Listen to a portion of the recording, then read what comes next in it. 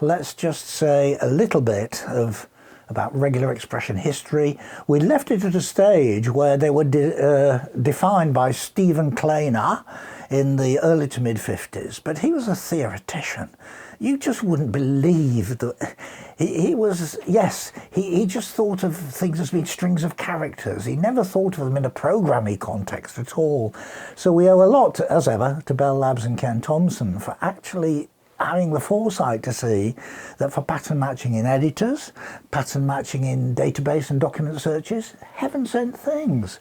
And again, for those of you who are at the younger end of the viewer spectrum, I'm sorry I keep boring on about Bell Labs, but believe me, it's behind so much of what we do nowadays, even though an awful lot of what they did that we're talking about here happened in the 1970s. That's 40-something years ago now.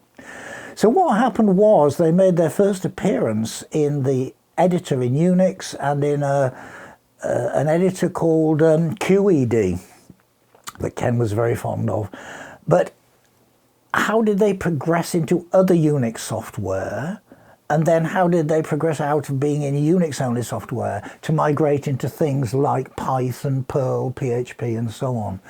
It went something like this, that in the early to mid-70s, after a successful starting career in editors, these regular expressions look as though they would be very useful for describing variable names, sometimes called identifiers, in the program language of your choice. I think you all know the rules. They're very similar. It's things like if you want a variable name, an integer called Sean, can you just say int S-E-A-N in C? Yes, you can.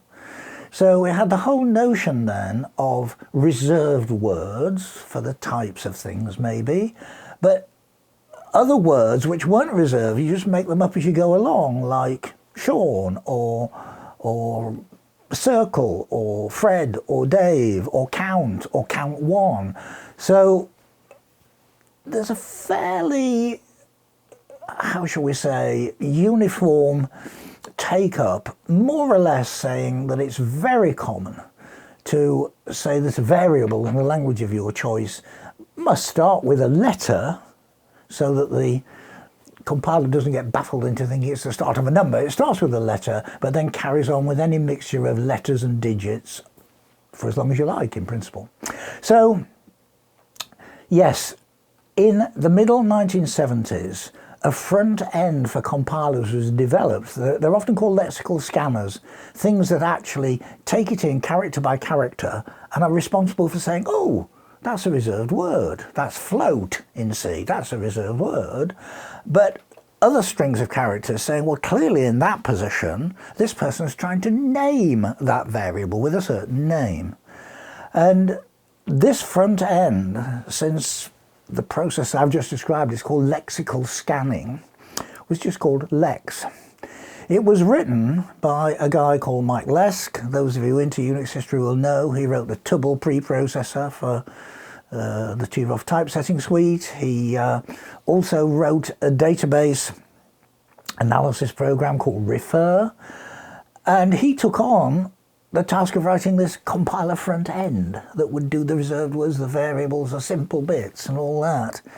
It's a reflection of just what aristocracy there was in those days at Bell Labs, that Mike Lesk in his document thanks Al Aho of Dragon Book fame, who just happens to be working at Bell Labs down the corridor, and also another associate of Al's, Steve Johnson. Steve Johnson had already got a bit of a head start by writing, as it were, the back end of the compiler generation suite. Many of you will know that's called Yak, yet another compiler. So can you imagine you're working there trying to get Lex working, and you know that you're not on your own. You've got people down the corridor, absolute world-class experts at this stuff. However, the interesting thing for Mike Lesk and Lex is that he had a less experienced helper at the time.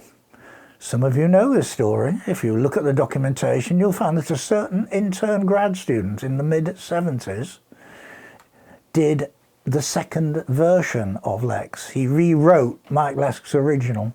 His name was Eric Schmidt.